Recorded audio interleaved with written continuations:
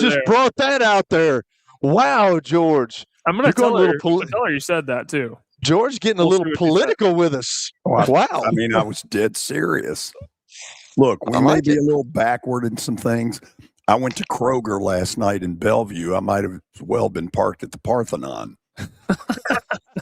That's how I felt today going to Costco and the gas. I've never seen that many people at the gas station. I'm like, are we serious? It took me an hour and 10 minutes to get home yesterday after the show. Poor baby. It's ridiculous. Everybody's I'm glad y'all live there and I live where I live. Although where I live, there's getting too many people as well. Yeah, they just need to stay wherever they came from. I'm about to go to the boonies is what I'm about to do. I'm about to get a cabin on about 25 acres on a hill, and y'all may never see me again. Where do we sign up for that? Yeah, seriously. I want to know. Well, guys, the news has been made official that Robert Saleh has officially been hired as the 20th head coach in Titans/Oilers history. And his introductory press conference will be next Wednesday at 2 p.m. at St. Thomas Sports Park. There you go. Exciting times. Good times, great oldies.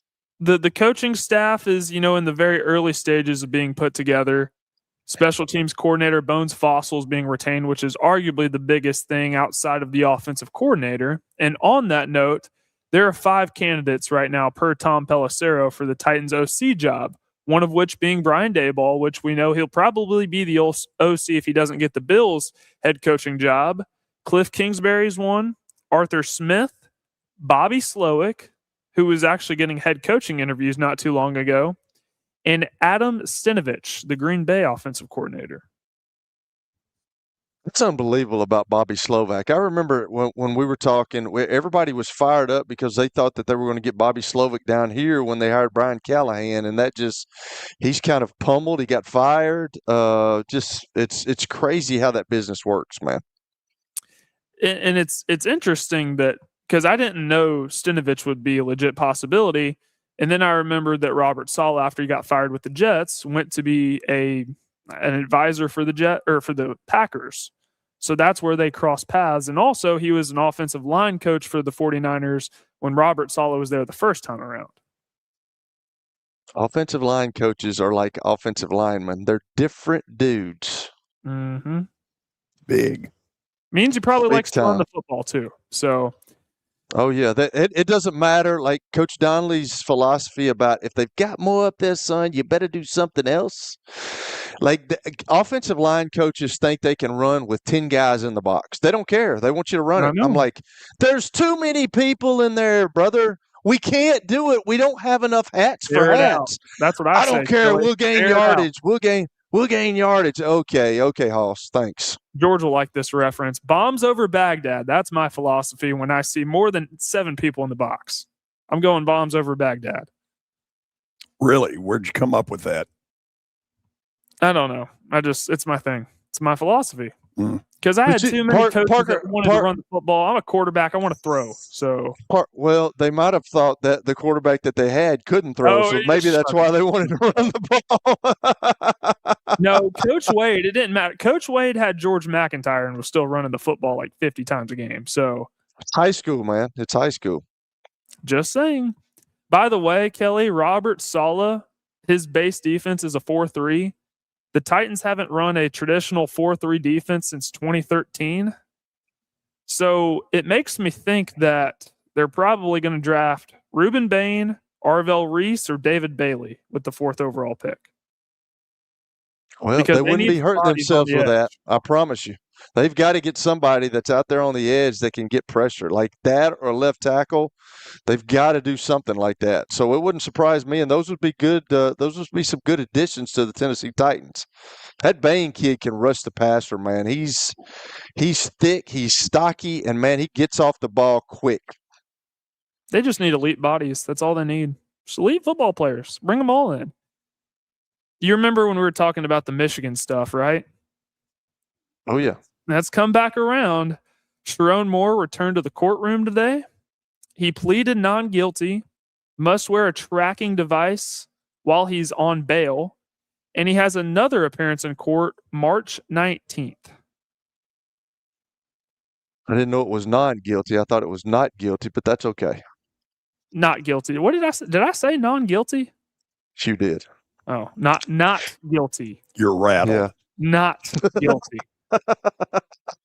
The MVP finalists have been announced. Quarterback Josh Allen, Trevor Lawrence, Christian McCaffrey, Drake May, and Matthew Stafford. That's a pretty good group who had really good years. I don't know, like with what Matthew Stafford is doing at his age, great, like that's pretty impressive. Kelly, I'd give it to him. I'm giving it to. If I was a voter, I'm giving it to Stafford. That's kind of where I'm going with this, man. I think, him being up there in age and him having the kind of year that he had, and we didn't even know he was going. Everybody thought he was going to retire at the beginning of the year because of his back issues. So for him to come out and do what he's done and lead his team to the NFC Championship, and I think they got as good a shot as any. I mean, it's going to be tough going to Seattle to play those guys up there with the way they're playing, but I can see him doing it, and that's exactly what you want at the quarterback position when you're playing in a game like this. George, if you had to vote, who are you voting for? Drake May. Drake May. See, when I look at them, I think they're so even with stats. I just look at common opponents and who's had the tougher schedule, and Matthew Stafford's had that. They were 4-13 a year ago. Stafford's never won it before. I want him to get it. I want him to get it so bad. Drake May will have plenty of chances to get it. So what? Would you rather win that or go to the Hall of Fame? George, Drake May, Matthew Stafford, or Josh Allen. Thank you, Kelly, for finally agreeing with me on something. Yeah. NFL Coach of the Year candidates: Liam Cohen, Ben Johnson, Mike McDonald, Kyle Shanahan, and Mike Vrabel. And I couldn't pick from that group of 5. I have no idea. I'm fine if any of them get it, honestly. I would love to see Mike Vrabel get it, and we all know why. Mm-hmm. I'm rooting for him to win the Super Bowl. Hey Parker, I gotta ask a question, man. Is this the update? Because we didn't. I mean, we never introduced the update. Announce it, but everybody knows the routine by this point. It is the update. It's America's favorite update.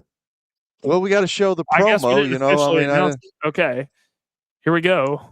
Doing it about 5 minutes in, but here, football night in Nashville. Even though we're not having one of those, and I guess the football season's technically over. We might be doing something for the Super Bowl. I don't know. George will let me know. But here we go.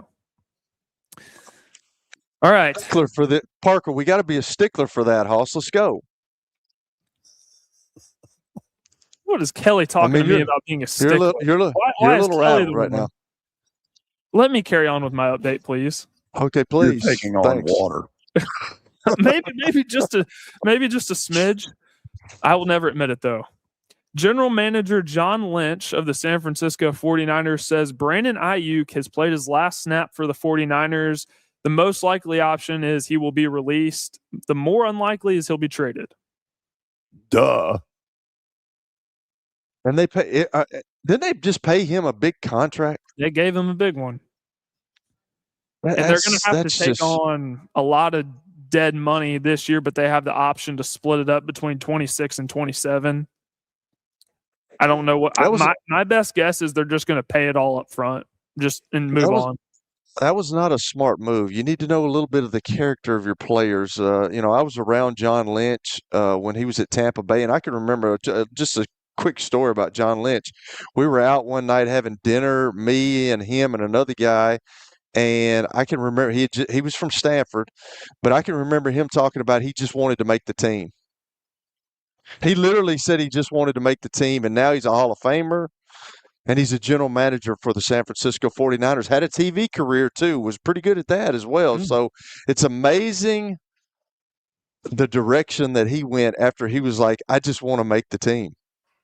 I've noticed with a lot of football people, myself included in this, Kelly, I guess you're included too, is that once we stop playing, we just can't get out of the game. Like, we got to go talk about it. It's hard.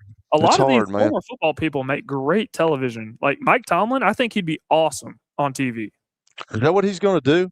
I think so. Really? It wouldn't be a bad idea. I'm sure every network would be clamoring for him. Yeah, whose network is he going to? Do you know? No. My guess would be all of CBS, Fox, NBC, ESPN. They're all offering him something. Oh, I'm sure. So Buffalo Bills ought to be offering him something. Agreed. That would be awesome. I can't wait to talk about this Terry Bagula stuff because it's interesting. So Charles Bediako, we talked about him, I believe, yesterday. We're going to talk about it more in the 4:00 hour when we have the insiders on. He has been granted a 10-day restraining order by the Tuscaloosa Circuit Court judge, and that allows him to immediately join the Alabama basketball team and finish out the 25-26 season, even though he signed 3 NBA two-way contracts. So, Kelly, it is time for vigilantism. Well, absolutely. I mean, Okay. that's so. Yeah. I'm going to lay it out here now, and then at 4:00 we'll get Lee Fowler to comment. Rick Barnes, squeaky clean image. If I were Barnes, I would pick up the phone and call our esteemed commissioner and tell him, listen, big boy, here's the deal. Since you're in there in Birmingham hiding and saying absolutely nothing, you need to know that the minute that kid goes in the game, I am pulling our team off the floor and we're going home. And if you don't like it, kiss my butt. I didn't even think of that. That's genius. Vigilantism. And you know, I don't need to hear from the coaches who have cheated. I don't need to hear from coaches who have had banners removed from schools because they cheated. I need to hear from the squeaky clean, like Tom Izzo, who came out in the Baylor deal. Yeah. The squeaky clean ones need to stand up and put a stop to this. And that's how you do it. Vigilante 101. Like it, George. I've never thought about that. That's pretty good, though. That's pretty good. Just walk them off the court. Now, that phone call? That would be one that you would like to be a fly on the wall. That's for sure. God. Oh, and by the way, to throw another wrench in all this, the judge that granted Charles Bediako the temporary restraining order was an Alabama donor. Wow. So the other option is for Barnes to go get some judge in Knoxville to let Zakai Ziegler play. I think Grant Williams has an extra year too. It's, you know, first of all, shame on Nate Oates, because you know full well he has supported this. Oh, yeah. It's going to help him win. That's what it's about. It's about winning games. And if that young man can help him win, he doesn't care. I don't know how. Like, this goes beyond everything, and that's what I was going to ask these guys about. Coaching has gotten so difficult, but when you get a position like this and you get a guy that hadn't been there, he's been gone for 3 seasons, he's been in the G League, and now he comes back, how does that not totally ruin your team? Just making your job harder. That's kind of what it seems like to me. Like, how does he fit into the equation? Like, so now he's going to take like if he plays and he's good enough to play, he's going to take somebody's position on that court that's been playing. I don't know, man. It's just different times, Barnes, I'm going on the record with the commissioner. I told you I was going to do it, and you just sat back and did nothing. So I'm going to do it. And if you don't like it, screw you. Man, I'd love to be a fly on the wall for that conversation. He'd be my hero. And last thing for me, the Nashville Predators will hit the ice again tonight against Ottawa, 7 p.m. puck drop, looking to stop their 2-game skid. This is a game they need to win. Can they do it, George? Don't know. I actually don't know how good Ottawa is. So. Is Ottawa that good? Good enough. Okay. That concludes the update. So with that, we'll head to a commercial break. On the other side, we got to preview the NFL Conference Championship weekend because we got 2 good games, and just don't think for a second that the Broncos cannot win without Bo Nix, because there's a way that they can. We'll get to that on the other side. This is the George Plaster Show. When I got my first car, my dad told me, keep the gas tank full and my number on speed dial. Now parents are telling their kids, save 615-242-9000 just in case. I'm Blair Durham. If you or someone you love is in a wreck, call us. We're here to get you the money you deserve. It's easy to say good things about the folks at Strike and Spare Family Fun Centers. Number one, I trust them with something that's near and dear to me, the Plaster and Friends Celebrity Bowling Night. But more importantly, I see the fun people have. They enjoy the bowling, they enjoy the camaraderie, and you will too. Come by any of their locations and get ready to have some fun. At Wilson Bank and Trust, we believe you shouldn't have to choose between personal service and digital solutions. As your local independent bank, we're proud to offer the relationships and trusted service you expect, along with the tools and technology that keep you moving forward. So whether you're growing a business, buying a home, or planning for the future, we're here to help. Because this isn't just where we work, it's where we live too. Wilson Bank and Trust, here to get you there. Member FDIC. Are you looking for expert medical care in Nashville without leaving your home? Medical House Calls brings concierge-level health care directly to your door.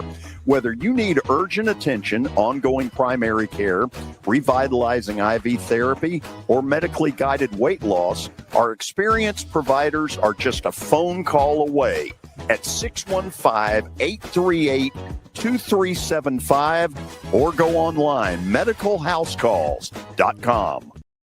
If you are paying too much for your health insurance, you know what? You need to contact the folks at Pancoast Benefits. Pancoast works with businesses and individuals to tackle the high cost of health insurance.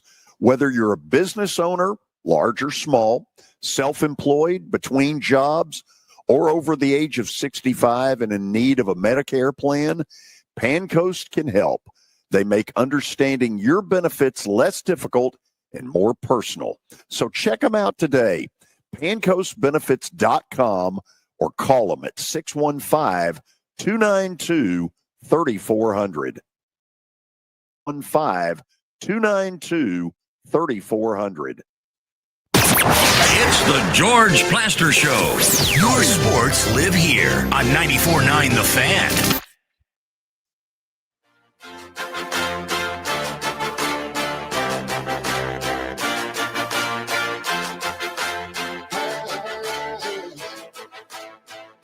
Okay, so two big games this weekend in the NFL Conference Championship slate. The first being the Broncos and Patriots at 2 p.m. on CBS, and the semi-night game, the Seahawks and the Rams, 5:30 on Fox. Let's go ahead and start with the Patriots and Broncos, because I previewed this, Kelly, right before we went to break. There is a way in which the Broncos can beat the Patriots with Jarrett Stidham, right? There's no doubt. I mean, I think everybody just thinks that since Bo Nix is gone, that they're like Sean Payton will figure it out. He's been there. He's done that. He's been a head coach for a long time. He had one of the better quarterbacks of all football with Drew Brees. Wasn't a very big guy, but got him a Super Bowl. Jarrett Stidham, I said it last week, he doesn't have to do – for this week, he doesn't have to do anything special.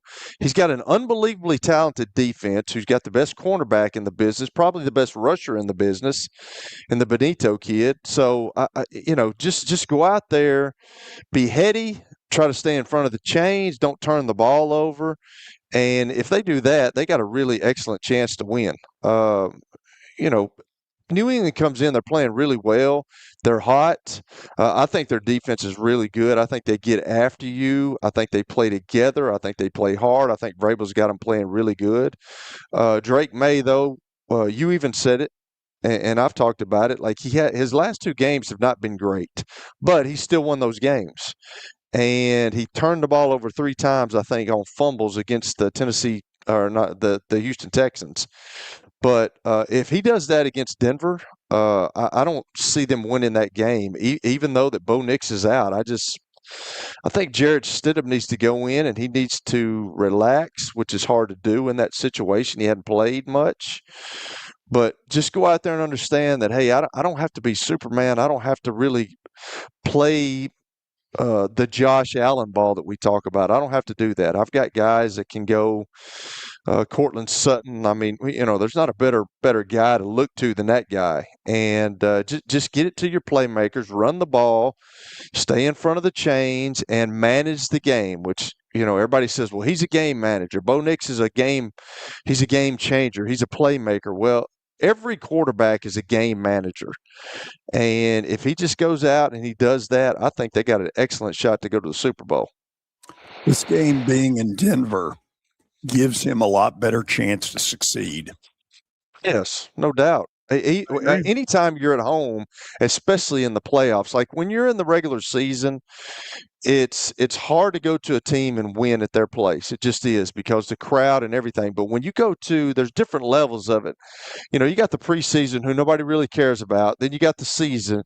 And then it takes on a whole different dynamic when you get into the playoffs because the level of intensity with the players, because they know that they have a chance to do something special, and with the crowd because they know that their team has a chance to do something special. And that's why it's so hard to go into an opposing team's stadium and win the game, especially in the playoffs.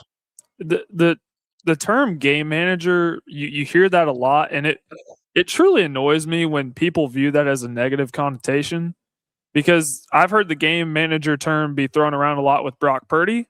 I think Brock Purdy is a really good NFL quarterback, and I think the fact that he's a game manager is just another tool in his tool belt. It's not a negative connotation, I don't think. Because there's a lot of skill that goes into being a good game manager. Bo Nix is a good manager. Yeah, that's what I was known as, a game manager. But I'm like, what is a quarterback supposed to do? He handles the ball every play. And you've got to have a guy back there that you can trust as a coaching staff. And if you don't, then you don't have a quarterback. But a quarterback is the manager of the game, whether he's a Lamar Jackson or a Caleb Williams who can do unbelievable things with their legs, a Dan Marino, Drew Brees, a Tom Brady, a Peyton can do unbelievable things with their arm. You have to manage the game. You can't turn the ball over. You have to get your team in the right play. Like if it's a check with me, if it's a run to a pass or a pass to a run, the coaches go over that stuff with you, but you have to make the right decisions. And that's what playing the quarterback position is about. And that's what we talked about with David Cutcliffe yesterday. And I don't think that's going on much anymore. The higher the score in this game, the less chance Denver has to win. They need this game to be in the upper teens, low 20s. I would agree with that. I would agree with that. I don't think – I don't know, though, the way that Drake May is playing right now. He's doing a lot of things with his legs. And the last two games hadn't been very productive from him. But he hasn't lost the game.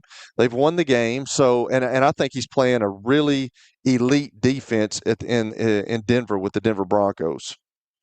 Yeah, and you look at Drake May's turnovers that he had last week, and you could make the argument that some of those were because of the rain, the conditions, the snow, the sleet, whatever.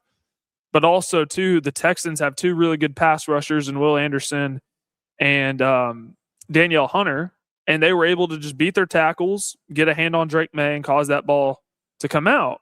The Broncos have the exact same thing. Nick Bonito is up for Defensive Player of the Year. They've, Jonathan Cooper and all these guys, Zach Allen, another one. So they could get to Drake May, and if they make this low scoring, again, what does Sean Payton love to do? He loves to run the football. He loves to throw screens. If Jarrett Stidham can just do that and then occasionally make a play or two down the field, there is a world in which the Broncos win this football game. Now, just because we're talking about that doesn't mean that we think it's going to happen. I think the Patriots are going to win, but it's not crazy to think that the Broncos have a shot.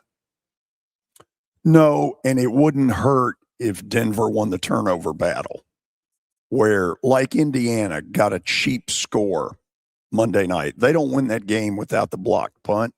They don't. Denver may need a play just like that to win Sunday.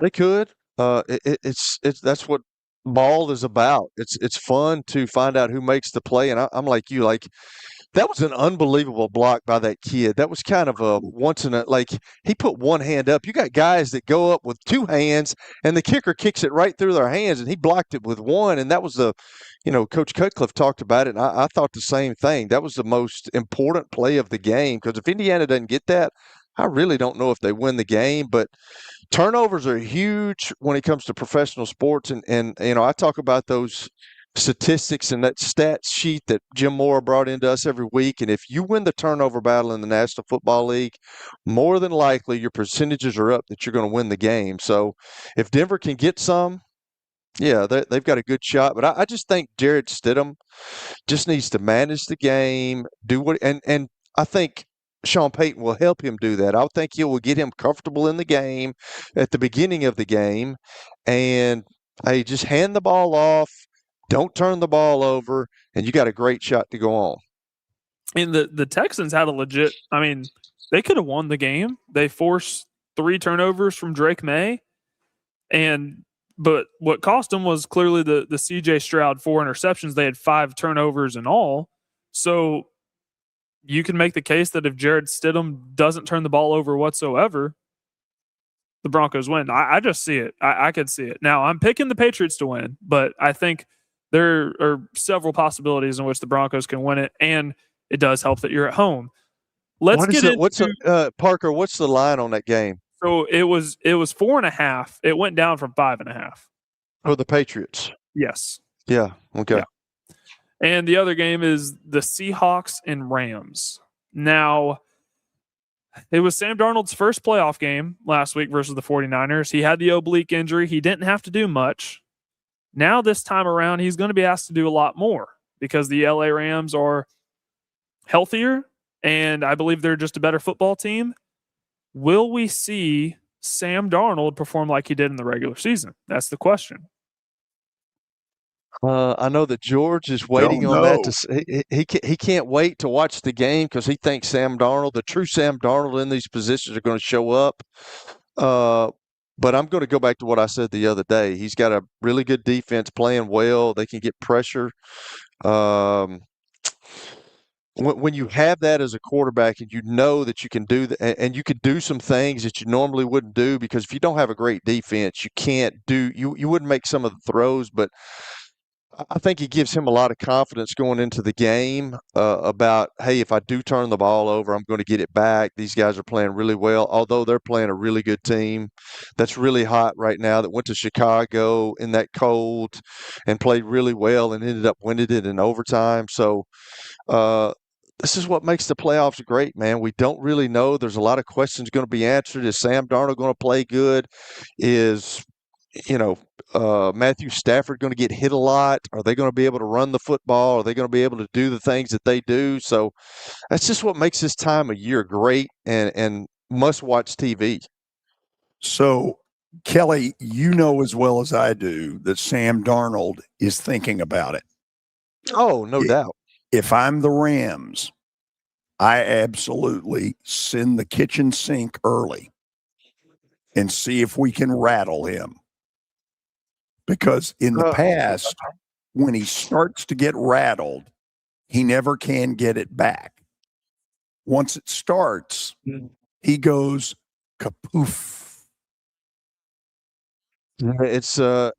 It's hard to get it back, George. Sometimes that happens into a game where your confidence you start out good and then something happens and your confidence kind of wanes a little bit. And that's a pretty impressive stat for people on radio. We got something up that when Sam Darnold has played the LA Rams, he's 0-3 with a 34 QBR rating and 5 interceptions. So is this counting the game they won on Thursday night? It's not counting that, right? Because they won. The Seahawks won. Yeah, I think it's. Oh yeah, they did. Yeah, it's 1-3. I think it's more their playoff football. Gotcha. Yeah. But go ahead, George. Well, let me get to Stafford. I keep hearing all this. He needs to win another Super Bowl to get in the Hall of Fame, and to me, he's done enough already. Yeah, he didn't have the luxury of being on a great team. He came to the NFL, and the Detroit Lions were not what the Detroit Lions are now. They were really bad, and they relied on him, and he got beat up. He's lucky to still be playing. And he's got back issues that we talked about earlier in the show, but he's done enough, in my opinion, because he started that way with the Detroit Lions. That was a tough ask, and he still played well there, and he still won some games that he probably shouldn't have won in Detroit. But then he goes to a place in L.A. where he's got Sean McVay, who's pretty innovative with the things that he does, moves him around, don't get him hit as much as he got hit in Detroit, and he's kind of he's kind of taken his career and extended it with that. So. Yeah, I don't see that, George. I think he's a Hall of Famer. It would be nice for him to get another one. I mean, that's the same thing they say about Aaron Rodgers, but Aaron Rodgers is going in the Hall of Fame. Like, he's only won one. Right. Yep. So here's the deal. Seattle's crowd is one of those that can really rattle an opponent. Stafford isn't going to get rattled. Stafford's seen it all, and that crowd isn't going to do it. Yeah, no, he's not going to get rattled with that. You get rattled by the way you play. Sometimes when things build, the crowd can bother you when you're not playing well, and then everything starts to annoy you, and then you start trying too hard, and then nothing works out. I've been in games like that, but he's had a 17-year career and been there, done that. He's been to the Super Bowl. He's been in big moments. Like there wasn't a bigger moment than last week. And the week before, when he made that unbelievable pass, that back shoulder pass to the tight end, when he had to have it. So, there's always times that you're not going to play well, and you don't want to not play well in one of the biggest games, but sometimes that happens. But I don't see Matthew Stafford being rattled. Now, he might not play well, and a lot of it has to do, I'm sure, is going to have to do with the Seattle Seahawks defense, because they're playing well right now. They demolished the San Francisco 49ers. Of course, they were depleted, but they demolished the San Francisco 49ers a couple of weeks ago when they had guys, and they put a lot of pressure on him. So the defense has more to do with it, I think, than the crowd. But when the defense starts going after you, then you start hearing the crowd, then everything kind of mounts, and then it becomes the snowball effect, and everything, kind of mounts up on you. But I don't see that happening with Matthew Stafford. I'm looking for a good game here, but I'm interested to see how Sam Darnold is, because you're right, George. He has not played well in big-time situations, especially last year when he was in Minnesota and he did so much stuff during the regular season. Then he didn't do anything, and then now he's done the same thing, and he's in an NFC championship. It's going to be interesting to see. And I think it's further confirmation that when Matthew Stafford was in Detroit, I feel like everybody had a good read, like, okay, this guy's really good. He's in a terrible spot in Detroit. And then immediately gets traded, goes to LA, Jared Goff goes to Detroit, and Matthew Stafford wins a Super Bowl. So he has the experience, and I really was racking my brain, looking at the NFL standings. I truly believe, at least, speaking on the regular season, I don't know how the Broncos will be without Bo Nix, but I truly believe that we have the 4 best teams left in the NFL, especially in the NFC.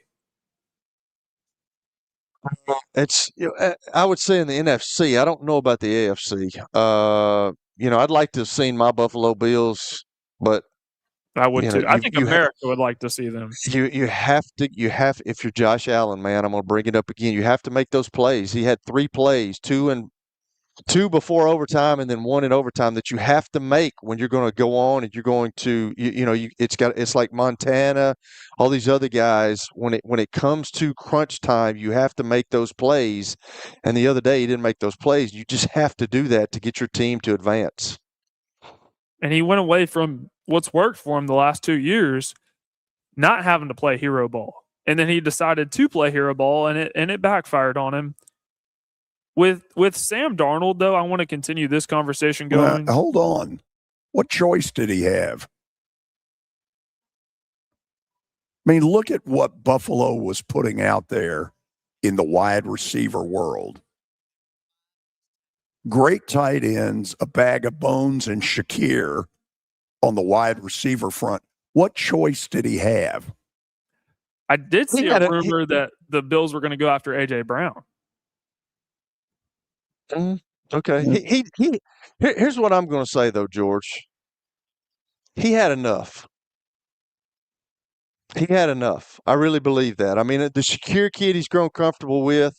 I think he had the who was the kid that was from Kansas City that he underthrew there at the end of the game? Yeah, Miko Hardeman. He had him. He's got, everybody's on the young kid too at receiver, but he had guys, and he's got his tight ends, man. I never had the true tight ends that he had. So he had guys, and he had guys open.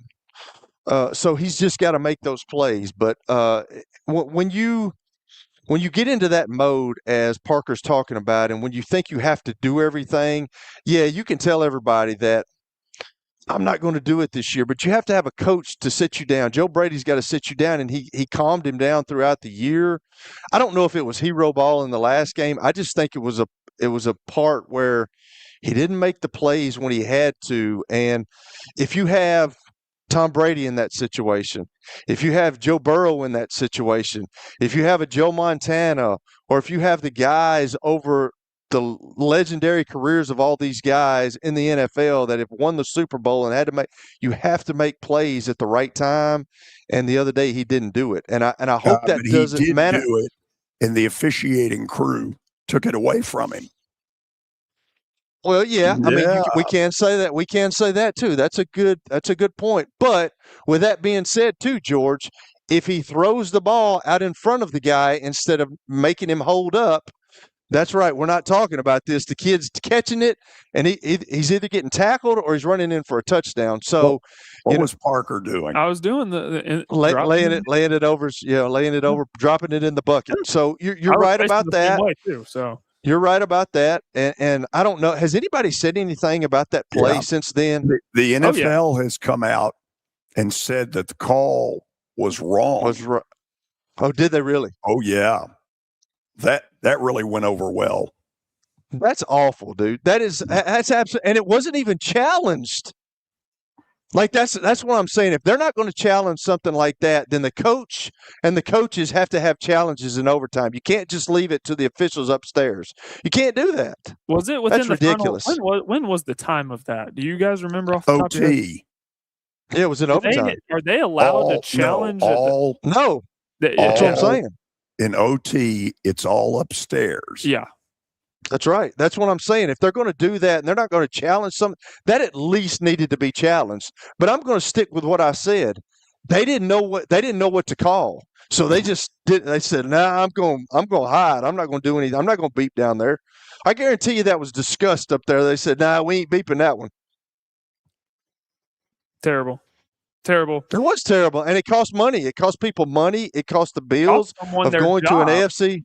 Yeah, and it cost Sean McDermott his job just because of that, that's really bad as well, man. I was thinking about that again today. I saw a video of Sean McDermott, and that's absolutely ridiculous after what he's done in Buffalo. And for him to get fired over something like that is ridiculous. That's what we're going to get into next. Terry Pegula had a presser the other day. Did not go too hot. Did he actually handle it the right way? We'll find out. This is the George Plaster Show. When I got my first car, my dad told me, keep the gas tank full and my number on speed dial. Now parents are telling their kids, save 615-242-9000 just in case. I'm Blair Durham. If you or someone you love is in a wreck, call us. We're here to get you the money you deserve.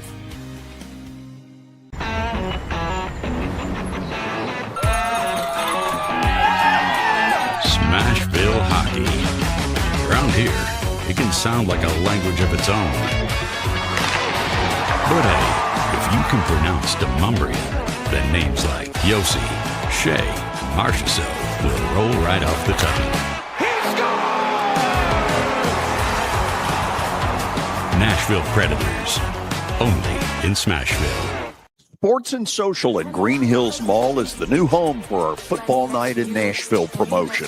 Their food is terrific. Their TV setup looks like a racing sports book in Vegas. And if you're a sports fan, you can't beat it. Starting September the 4th, we'll broadcast from Sports and Social every Thursday night. There's Pop-A-Shot, great football, and the chance to win a beautiful Mikey's Motors golf cart. See you at Sports and Social in Green Hills Mall. Here's Officer Garen Hoskins for the Metro Nashville Police Department. The Metro Nashville Police Department is on the forefront of policing in this century, and I'm glad I'm a part of it. I'm glad I get to find other good officers, other future good officers. And if you're watching today, or you yourself or someone you happen to know is interested, join MNPD.com. Feel free to reach out to us because we need good officers, and it's a great city to work for. You've heard me talk about the putting zone. Well, guess what? It's now open, and it offers a revolutionary indoor golf experience featuring state-of-the-art putting surfaces designed to replicate real-world course conditions. It allows players of all skill levels to practice, compete in tournaments, and connect year-round. Go by and see them at 3040 Sidco Drive and tell them Plaz sent you. State-of-the-art putting surfaces designed to replicate real-world course conditions. It allows players of all skill levels to practice, compete in tournaments, and connect year-round. Go by and see them at 3040 Sidco Drive and tell them Plaz sent you. It's the George Plaster Show. Your sports live here on 94.9 The Fan.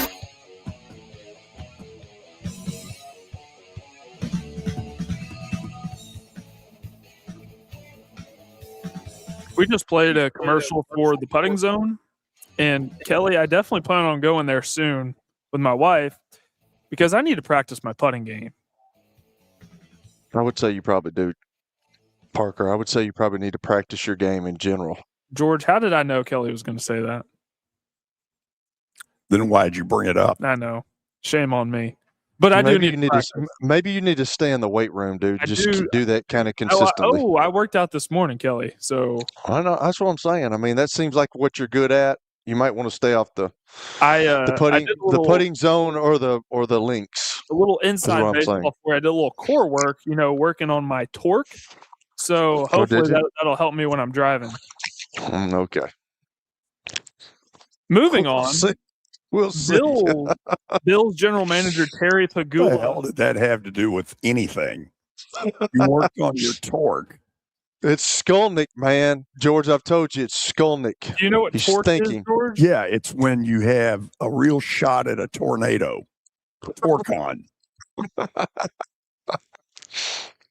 By the way, I also plan on watching Animal House at some point over Snowmageddon. I'll let you know how it goes. Please do. We're breathlessly awaiting. I know you are, Kelly. I'll give a good review. I will. I'll give it on a scale of 1 to 5 too, and I'll go into thanks. I'll come prepared. So it really doesn't matter what you think. It's a really good movie. Who cares what you think? We like it. It's an American classic. I'm sure I'll like it too. Since it is an American classic, I'm sure I'll love it. Have you seen your grades? I've seen your grades. They stink. Okay, so the Bills general manager Terry Pagula had a presser. Owner. He's the owner. General manager? Yeah, twice. He's the owner, big dog. Forgive me. Yeah, well, I'm not sure. We're going to start finding you if you don't start getting your points right there, big dog. Bills owner Terry Pagula had a presser, and it just went splendid. He admitted that the reason he fired Sean McDermott was because they lost the Denver Broncos game. Now, I would say that if you leave it in the hands of officials, usually it's not going to go your way, but that ended up being the case, and we know the call ended up costing Sean McDermott his job. And, after Terry Pagula said the reasoning why he fired Sean McDermott, he could have left it at that, but he decided to keep going. And then Keon Coleman got brought up, and he said how it wasn't his decision. It wasn't the general manager's decision to draft him. It was actually the coaching staff. So, Kelly, Now that, they're starting a coaching interview, does the way things were handled earlier this week make the Bills' job less attractive? Probably a little bit, yeah. I would have some questions, just like I would have some questions for the Tennessee Titans ownership down here as well. But I think as a coach nowadays, you have to have those questions and how much control you're going to have over the situation. But the fact that you have Josh Allen as your quarterback, it still is a very highly sought after job because I've told y'all this. It's all about the coach and the quarterback relationship. It's all about the quarterback in this league now. It maybe not used to be this way, but it's been that way for a while now. And if you don't have one, then you're always searching for one, and you're not going to win games. But you've got Josh Allen, and although he didn't make the big plays in the last game, he's still in an MVP caliber year. He's done a lot of winning for the Buffalo Bills. But the next step for him is he's got to get over that hump. And he's got to get to another AFC championship, and he's got to get to the Super Bowl. But no, I don't think that hinders that. I think it does spark some questions if you're one of the coaching candidates and you're like, is this guy going to do this to me if we don't win? But in the NFL, there's not many Bill Cowhers and Mike Tomlins left anymore. There's not many guys that stay at a place for a long time. Like Sean McVay's doing really well out there. Dan Campbell's got a shot. There's some guys that have shots, but like when you hit a bad stretch because of whatever reason, coaching or drafting, or you lose some players and you don't keep up with the Joneses, I don't care who you are. We found that out with Bill Belichick. You're not going to stay. You're going to get fired. Everybody in that league eventually gets fired. So my question to any of these owners is, how much control do I have? How much say-so do I have? And are you a micromanager of me, or are you going to let me coach the football team? That's kind of that's my thinking on that. But it's a sought-after job because of who you got at the quarterback. So Pagula is clearly a brilliant businessman. Yes. You don't get to be a billionaire by being totally stupid. 100%. Right. But this is where a media relations director has to sit down with this guy beforehand and say, okay, what are you going to say? And then troubleshoot it. But the problem is the billionaire kind of owner probably is saying, I don't need your help. And Pagula stepped in it in a series of things. Yeah. I will say this, and I like what you said, George, because I've been around some good media relation guys, man. Yeah. And they're always scouted up. They always know, because they're always paying attention to what's going on and what are the hot topics. So they always come up to you and they're like, hey, you're probably going to get asked this, and this is probably how you need to approach this, or you're probably going to get asked something else or something about this situation, and you need to figure out what you're going to say. And those are the good ones that do that. I've had a couple of them, and they're really good at doing that. And you may be right, because an owner has his prerogative. I said it yesterday. The owner has the red pen, and it's his organization.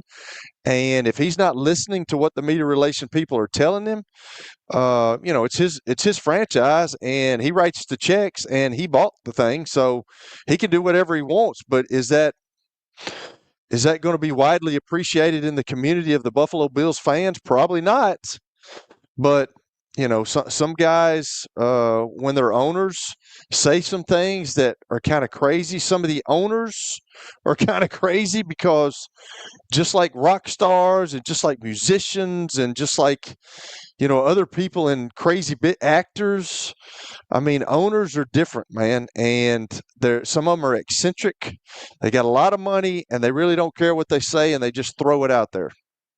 The problem in all this is that he's promoted Brandon Beane, who looks like he's caused more of the roster problem than McDermott. And that's what the Buffalo media can't get Pagula to explain. How did this guy get promoted and the other got shown the door. Well, it's kind of like the dynamic in Tennessee when Rand Carthon got fired. Chad Brinker was one of Rand Carthon's guys, but when Rand Carthon gets fired, Chad Brinker got promoted. But Carthon was the one that brought him in. So, I mean, we're sitting here asking the same questions with the Titans. Now, I'm not going to pretend to know the dynamic and how that works with Buffalo between Brandon Beane and Terry Pagula. But you're right, George. You don't get to be a billionaire on accident. You have to be smart.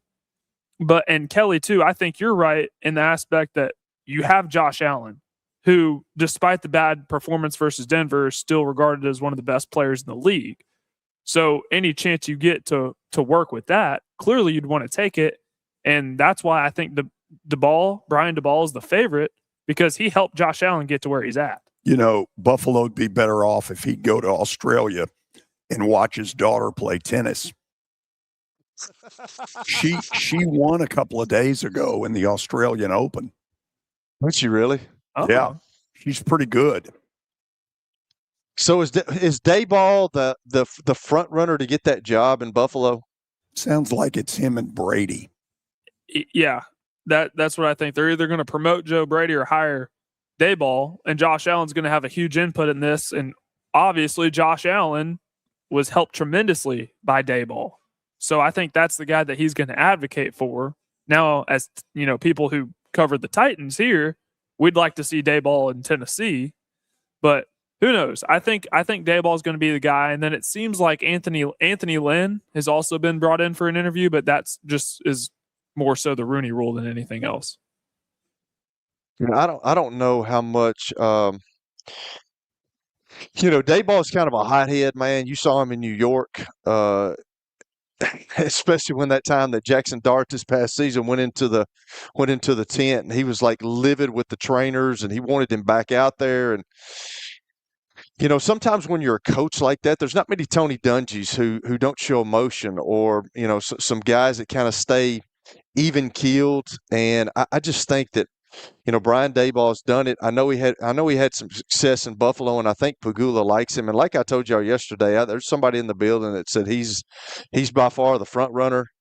So I don't know. It's one of those deals where I question again, because he's a one-time head coach with the New York Giants, and he didn't get it done there. Although he had a really good, was it his first year that he went to the playoffs? Yeah. I just don't know. I mean, there's too many question marks for me, but I mean, that's not my decision, obviously. Yeah, and it just seems like a lateral move more than anything else, and it might even be a step down, because nobody has really accomplished as much as McDermott had during his 9 seasons with the team. I don't understand. I still don't understand firing Sean McDermott, because you have to have a clear-cut plan of going to get somebody that is going to raise the floor of the team and get you over that proverbial hump, which Pagula mentioned in his presser. Who are they going to go out and get that's better than McDermott? You really think Dayball is going to be better? I don't know, but you need to go to the break. I thought I still had 2 minutes left. All right. We can do that. Oh, you're right about that. Okay. I've been keeping an eye on the clock, George. I have it pulled up right in front of me. Actually, in the first hour, no. Let's go to the break. Okay. We'll go to the break, and when we come back, we'll chat with the insiders. This is the George Plaster Show. Laundry piling up? Make it easier with the latest washers and dryers from Electronic Express.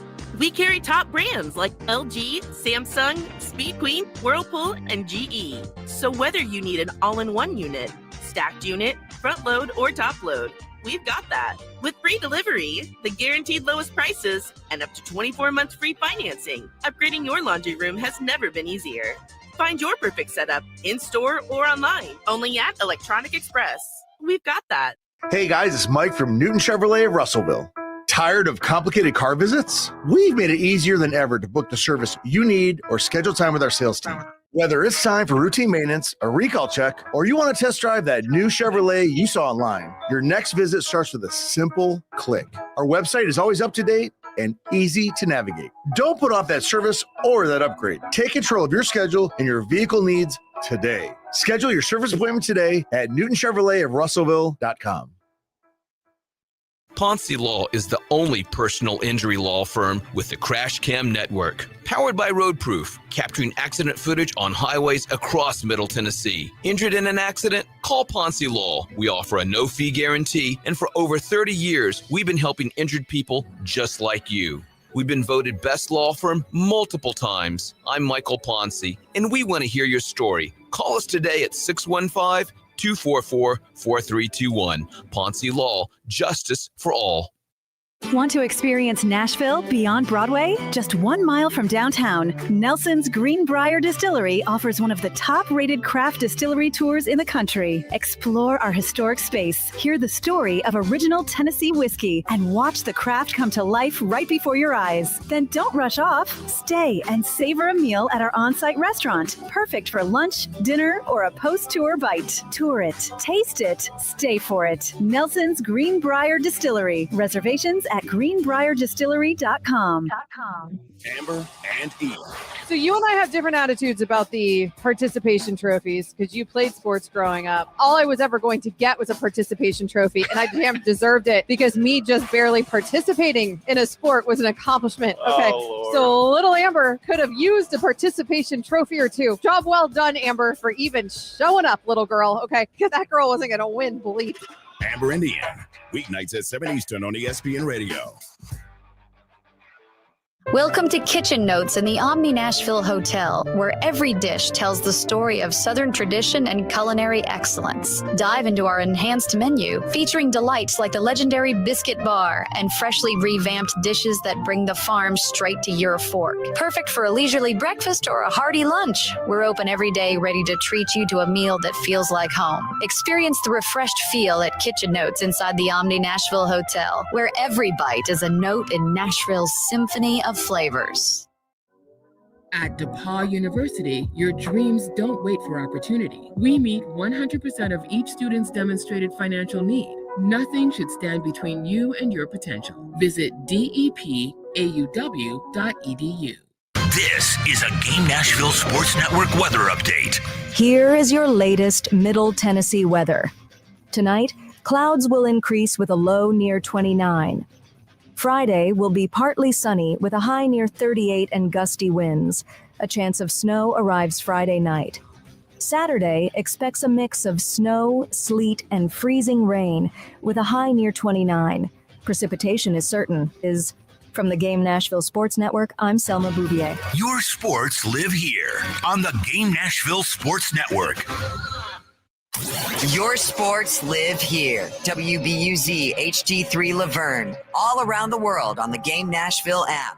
We are the Game Nashville Sports Network. ESPN 94.9. The Fan. It's the George Plaster Show. Your sports live here on 94.9 The Fan.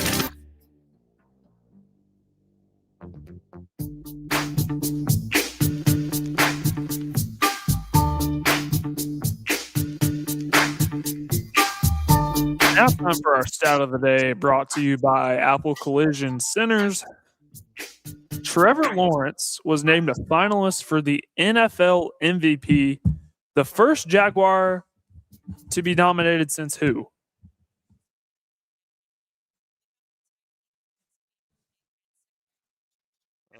Was it a long time ago? Who was the lefty quarterback? Yeah, that's who it was. It was Mark Brunell.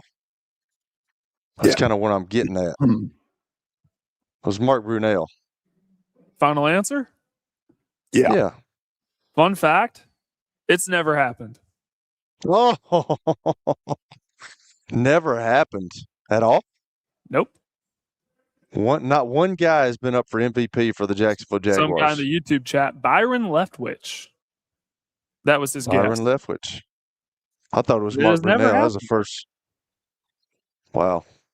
I would have never guessed that there, Parker.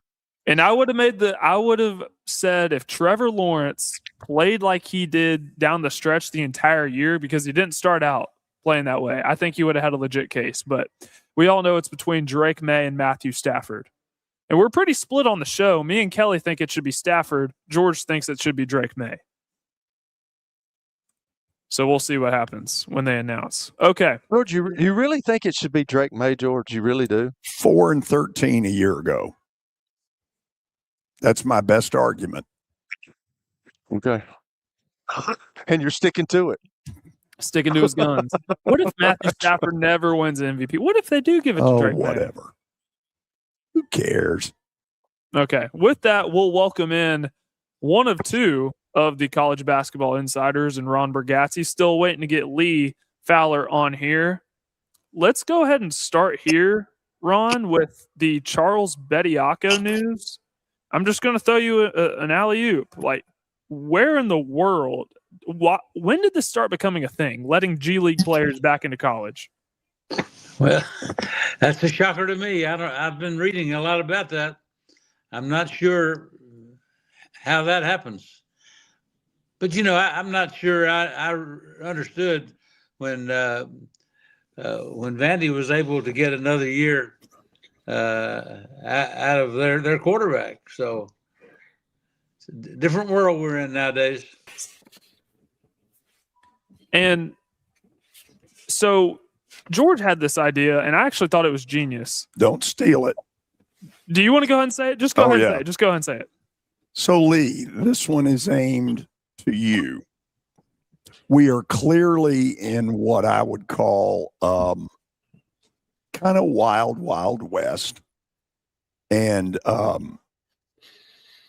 here's what I would do if I was Rick Barnes. I would get on the phone with old Sankey and say, listen, big boy, here's the way it is.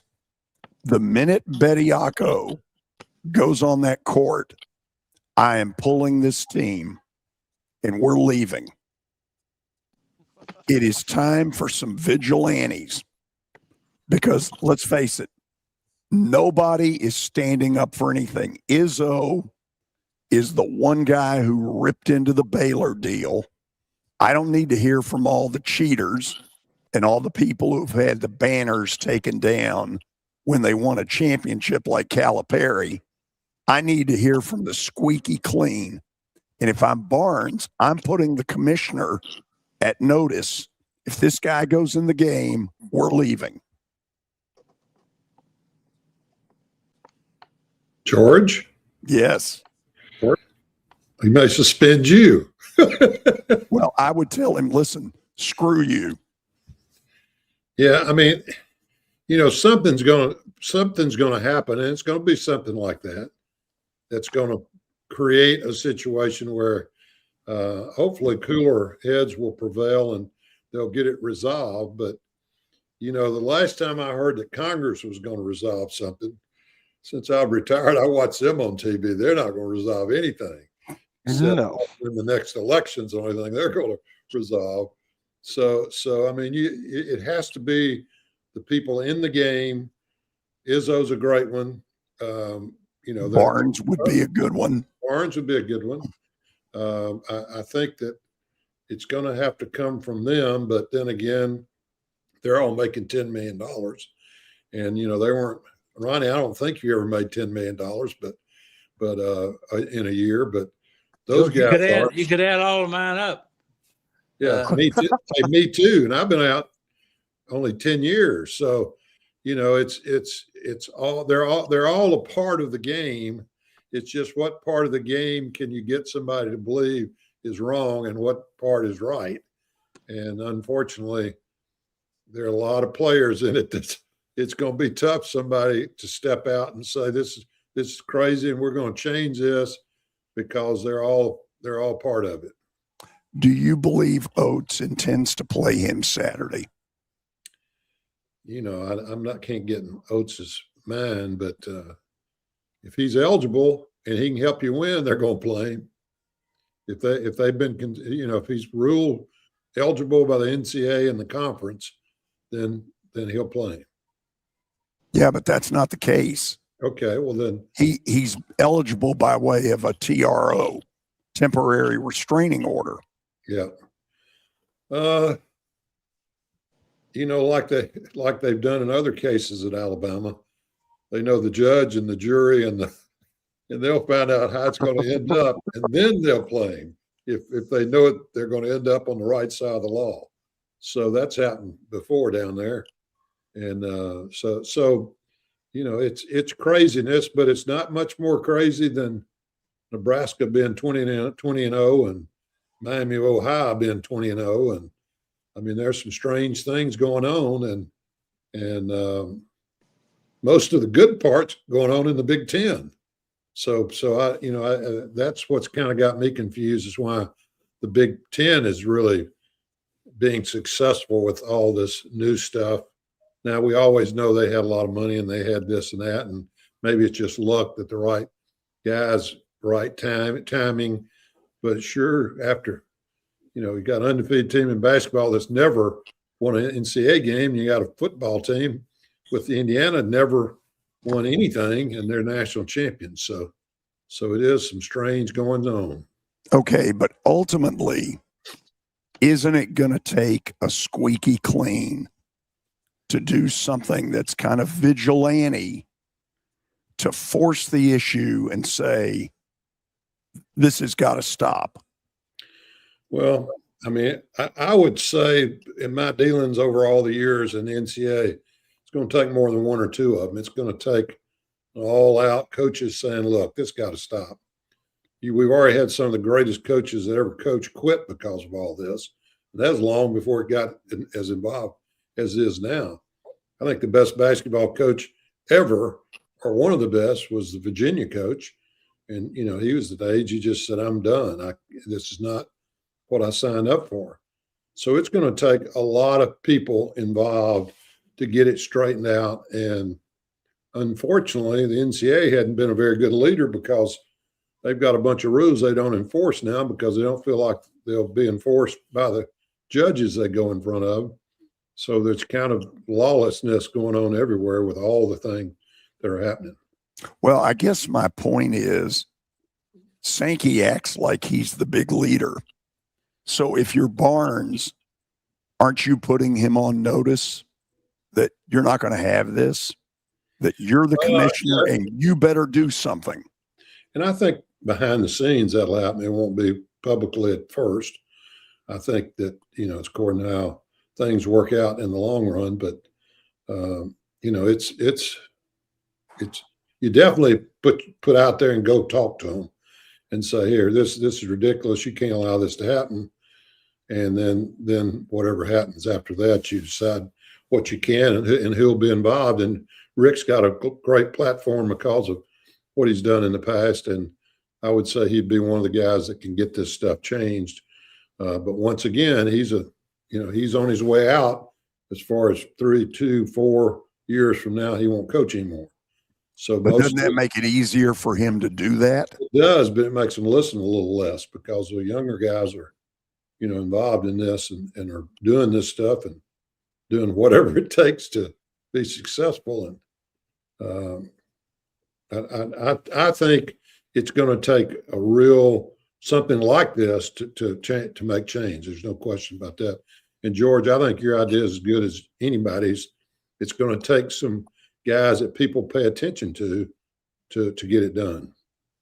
The squeaky clean. Yeah, I mean, that's important, but basically just guys that are high integrity and people who care about the game. I'm fired up. Well, I just want you to get on Ronnie, on the back of a matchbook cover, as a friend of mine used to say, from Princeton, and tell me the number of people that are squeaky clean. I want to see that list before we're going to get a bunch of them together in one room. But I think that it's got to change. I mean, when I go play golf or go any place, that's all anybody's talking about. This has got to change. Transfer is ridiculous. I don't know who plays for my team. I mean, how long can that hold up? I don't think for a long time, because they're like the NFL or NBA. They want more and more money all the time, and you're liking it less and less. That combination doesn't work very well when you want more and more, and you're giving me less and less of what I really care about. And that's the people that got the money, are the 60 to 70-year-old people who are paying those ticket prices and seat license and all that sort of stuff. Coach B, do you think my belief that somebody like Barnes has got to do something crazy to force the issue. Well, I follow the money a little bit and look at the ramifications of guys who step out there early or with a particular school. And, these schools are getting a big payoff. Lee, what was the split this year in each school getting from the SEC? $60 million? $60 million, and Big Ten's $100 million, over $100 million. Hard to argue with the money. Yeah, and especially since the AD's, making 3 or 4, and in the glory days, Ronnie, they're making $250,000, $300,000, and that's hadn't been but 10 years ago. Now they're making $3 and $4 million, so they're 10 times. And they hadn't gone up as much as coaches and players have gone up, but they have been a part of the issue and it's hard to be a part of the solution when you're talking about going backwards, and that's the tough part. Well, I don't think Rick Barnes will do anything unless he has the school fully behind him. I agree with you. I think you got to do that to have any backing, and really the ADs ought to be talking to the commissioner, not head coaches, but he'll meet with them, after the season's over, but usually you don't get a head coach straight to the commissioner during the season. It's usually athletic directors talk to the commissioner. It's probably going to have to be presidents of the universities.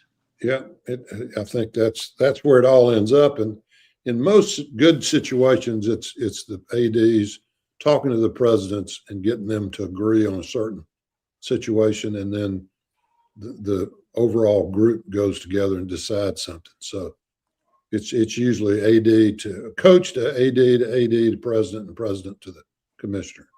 Okay, let me try it this way. Do you all think this particular issue could be the tipping point?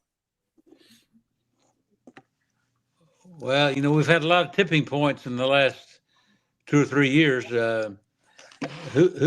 5 years ago, who would have thought that players making anywhere from $500,000 to $1 million or $1.5 million, for a season? So a lot of tipping points. So I wanted to ask both of you real quick, because the NCAA, I guess they put out a statement calling for Congress to intervene. And I know the reaction to everybody that's listening when you get government and sports put in the same sentence, it almost makes you want to throw up in your mouth. But is that the direction going forward? Is that the only way that the NCAA ends up actually being able to enforce anything?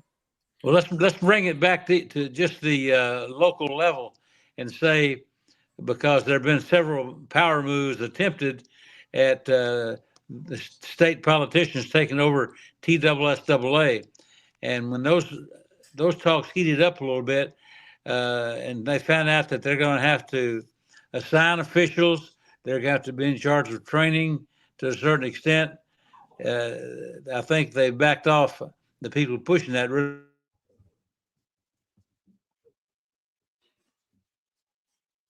Did Ron freeze on us, or was he done? No, he froze. He froze. Yeah, he froze.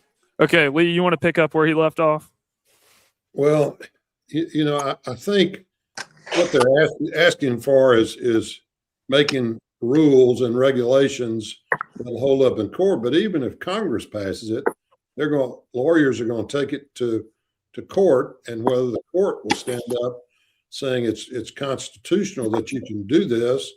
So, I mean, we're years away from getting it resolved. Even if we get it resolved, then there's going to be some judge that'll go against the ruling of another judge. That's going on all day, every day now on other subjects. So I think it's a situation, the cat's out of the bag when the NCAA felt like, or they lost the ruling that said they had to pay players. If you're making money, you have to share it with the players. And that's kind of created all this. And to say there's no transfer, then you're going to have a lawsuit. saying Kelly Holcomb, he can't make a living because you're telling him he can't transfer. These guys won't play him, and he'd be much better there. And the judge is going to say, you're right. They can't take that right to work away from him. So, I mean, it's a vicious circle. And that's the crazy part, because there really aren't any rules right now. You can go get, I'm thinking about getting my Kentucky-Tennessee weekend back from Ronnie and them kicking me off the team, not letting me go to, I could go play for that one weekend. 50 years. I'm thinking about going and getting it back. So, it's craziness what's going on, but the legal system is just as crazy as it is. So that's kind of what they're falling on. I know that for a fact that Saban met with Trump, and Trump gave his cabinet 60 days to get it resolved and get something that they could make it work, and in 120 days. So, like Ronnie said, when it gets to the legislature, they may say, heck, I don't know if I want to get involved in that. That means parents and else is going to be involved. So I don't know what's going on and what's going to happen. But, I think one thing's going to resolve is people are going to quit paying the money to go watch it. And that's when things start changing, is when they don't support it. But right now, you got Indiana people going to stop giving money right now. It'll take them 20 years to stop giving money. But now Alabama folks might quit next year if they don't get in the playoffs. Every situation's different, and it is, as George said earlier, it is the Wild Wild West. So how long is this sustainable? Because it just seems like the NCAA they get taken to court on almost every issue, and they keep losing. They can't keep functioning like that, right? At some point, something's going to break, right? And do you think we'll start seeing conferences be self-governing? I don't know if that'll help at all. Because the court systems are always going to be involved now that they've gotten involved, and I think it's NCAA.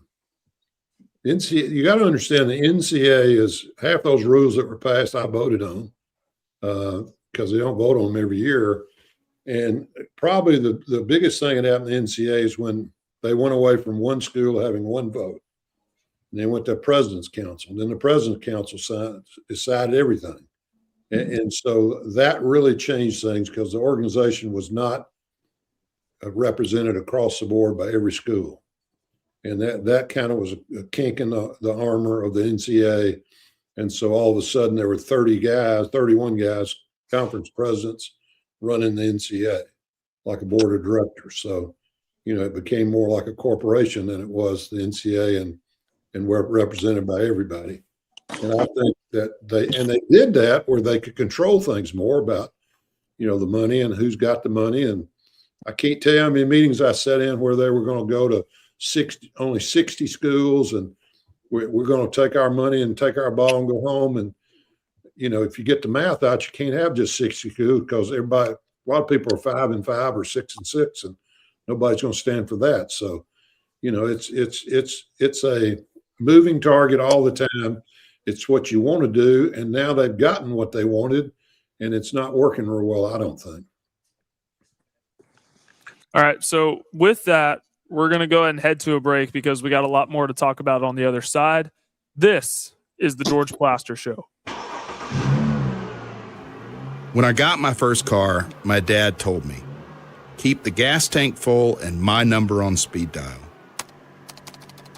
Now parents are telling their kids, save 615-242-9000 just in case. I'm Blair Durham. If you or someone you love is in a wreck, call us. We're here to get you the money you deserve. Venture Express has been helping people in this area for more than 40 years. They're headquartered in Murfreesboro with over 30 years of dedicated fleets involving production, manufacturing, and corrugated experiences. They're an asset-based company with over 700 tractors, 4,000 trailers, and 800 drivers. If you need their help, dial them up 615-793-9500 or log on to ventureexpress.com. You've heard me talk about the putting zone. Well, guess what? It's now open. and it offers a revolutionary indoor golf experience featuring state-of-the-art putting surfaces designed to replicate real-world course conditions. It allows players of all skill levels to practice, compete in tournaments, and connect year-round. Go by and see them at 3040 Sidco Drive and tell them Plaz sent you. Are you looking for expert medical care in Nashville without leaving your home? Medical House Calls brings concierge-level health care directly to your door. Whether you need urgent attention, ongoing primary care, revitalizing IV therapy, or medically guided weight loss, our experienced providers are just a phone call away at 615-838-2375 or go online, medicalhousecalls.com. It's easy to say good things about the folks at Strike and Spare Family Fun Centers. Number one, I trust them with something that's near and dear to me, the Plaster and Friends Celebrity Bowling Night. But more importantly, I see the fun people have. They enjoy the bowling, they enjoy the camaraderie, and you will too. Come by any of their locations and get ready to have some fun. Friends Celebrity Bowling Night. ESPN Radio lives here. Your sports live here on ESPN 94.9 The Fan.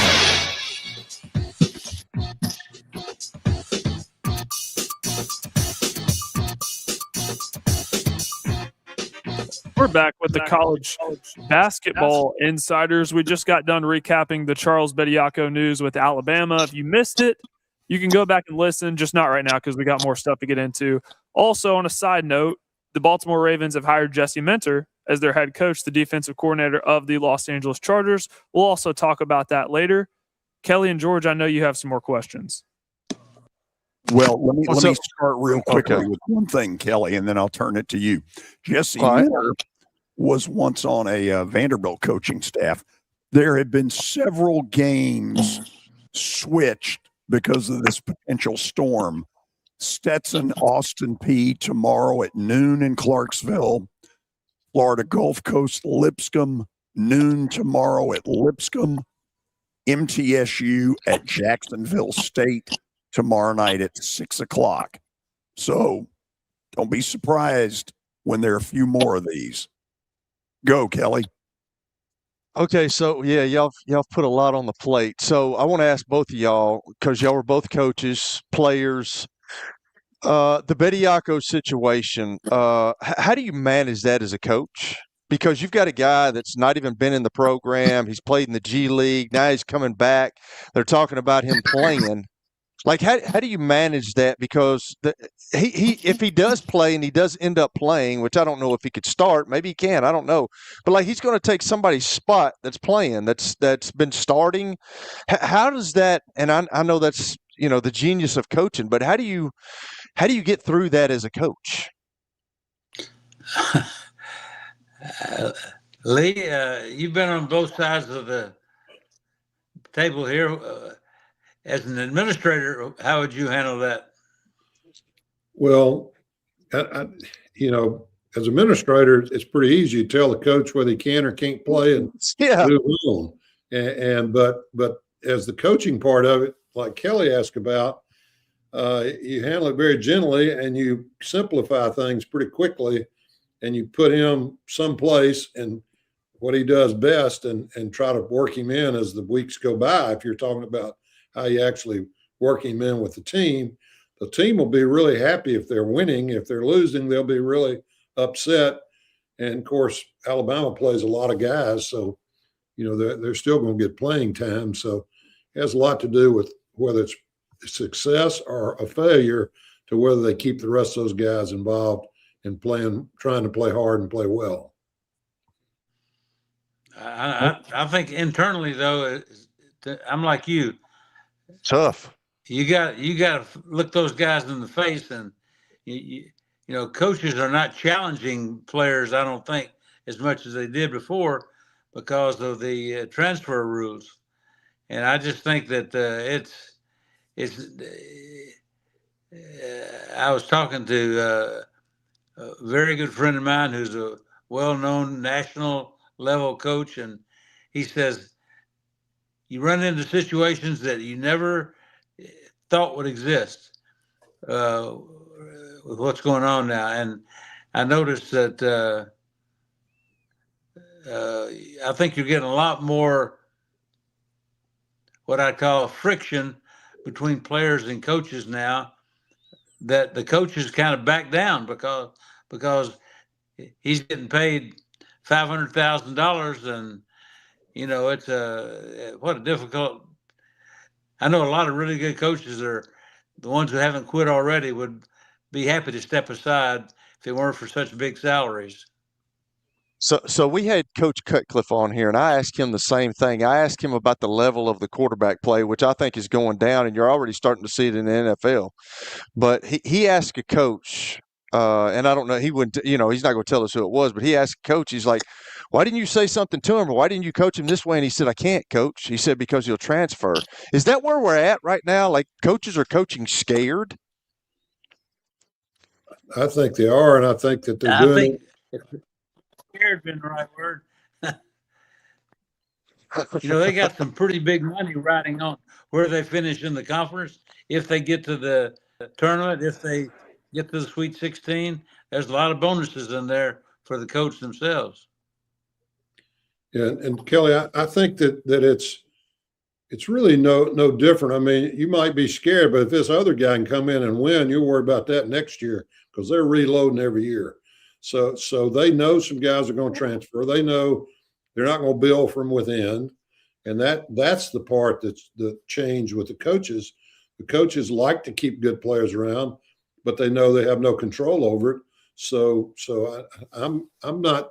I don't agree completely with Ronnie because I've talked to coaches that say it's easier because, if you don't do what you're supposed to do and we're paying you for, you're going to be gone anyway. That's okay. We'll find somebody that can do it. So I mean, it frees up $500,000 to get some other guy that maybe does it better than that guy. So I mean, it's just so different that Ronnie and I and coaches knew about it, where you actually were teaching them something, teaching them to get up when they fail. Now it's all about what are you doing and are you being successful to the player and the coach, and it's all about the money. And the NBA's been that way a long time. So just keep going on this. What kind of coach do you have to be, guys, right now? Because in my eyes, when you bring money into it, there's some sliminess to it. And like, what kind of coach do you have to be to kind of turn and look the other way when you know something's wrong and it's happening, but you're still going to put up with it? Like there's a fine line. Like, George just talked about the Rick Barnes and the Tom Izzos and the guys that are kind of upstanding and they're kind of fading into the darkness. But like, what kind of coach do you have to be in this new age? Like, anything goes? Well, I think, we've read so much about Cignetti, but I think it's how you build your team, especially in football. As you know, Kelly, football's fans always tell me, we need to do this, need to do that. I said, football's a tough sport. I mean, it's like being a general in the Army to get them all on the same page, and 3 different teams, special teams, defense, offense, and there's so much going into every play and every trip on the plane. And I mean, it's amazes me when football coaches are very successful. Basketball is a little bit easier because you can fix it with 1 or 2 guys, at least talent level. But I think, I think they're all trying to be more friends with the players. The players are looking for somebody like they always have been that will help them get to the next level. Now, they aren't all trying to get to the next level. They're trying to get to the next school that'll pay more because some of them know they're not going to play in the next level. So you got all kinds of parameters going on with these guys that I'm playing for Belmont this year. I'm going to be at Tennessee next year, and now I'm going to make the big bucks. If I can get 12, 15 points at Tennessee, I can really make some big bucks. So, I mean, it's a mental game that we had never had to deal with because when I played, and it hadn't been too long ago as far as other players, you had to sit 2 years. Now we've got Vanderbilt playing, guys playing at Tennessee.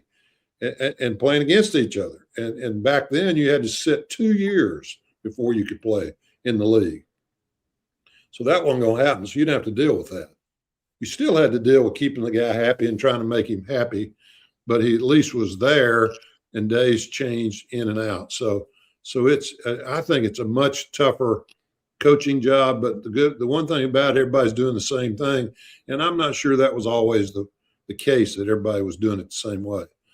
I think there were people that did it with money and had to deal with that all along. Now everybody's dealing with it. So I think that's really changed the overall sport. What you're saying is that the cheater no longer has the advantage because now everybody can pay. Well, I think if you got Tony Bennett off to the side, and I think his case is pretty, Tony Bennett won an NCAA championship, in the last 5 years, and I'd rather talk to about Nick Saban about it, or I think those guys that are stepped away and why they did it, it's pretty obvious. So Lee, you talked about, and I've said this before on the show, because our age group, we don't like it, but there's nothing you can do about it. It's going forward. I mean, it's the wild. It is here. You can't put the toothpaste back in the bottle. But, you said, well, people are going to stop going to the games. And I will say this. I think that's going to have to happen in order for them to come to some sense about all this stuff. But like, it's older folks, my age and your guys' age, it's older folks that get upset with all the stuff that's going on. But does it truly matter? Because I don't think that the younger generation cares. They just think this is business as usual. I think you said a mouthful. I can see that. And they just got to get the right money people to support them. And I mean, Indiana's a perfect example. Got Cuban giving them $8 million a year. And so, but the NBA to me, and they'll probably send somebody to my house, but I wouldn't go to the NBA. I wouldn't go to the NBA game if it was across the street and somebody gave me a ticket. Amen. But that's what we're turning college basketball into. So how I'm going to feel about it. Well, it's here. So let's talk about the game itself and the conference races we have, and particularly how the local teams are doing, because Lipscomb's at the top of their league, or right behind them. Second, I think, yeah. You're right. You got Belmont is one game out of first place. You got Tennessee State, who is in the OVC, and they're ranked high, and right down. Our guys, the guys around here have done a really good job of competing and building their programs and dealing with guys going for the money at different places. Did you see the Jason Carey situation this week? Looks like he was a little bit upset about a few things. So coach, I had some basketball questions for you, man. I'm coming. Okay. So let me ask both of y'all this. Getting to the SEC, I mean, there's some really good teams, but after y'all saw Florida at Vanderbilt, do y'all think Florida may be the best team in the SEC right now? I think they are. They're tied at the top with A&M, and McMillan's done a great job of everywhere he's been. Actually, I'm pretty impressed with that guy. But I think Florida. If I had to put my money on somebody, I would take Florida over everyone else. Kentucky's had some great wins of late too.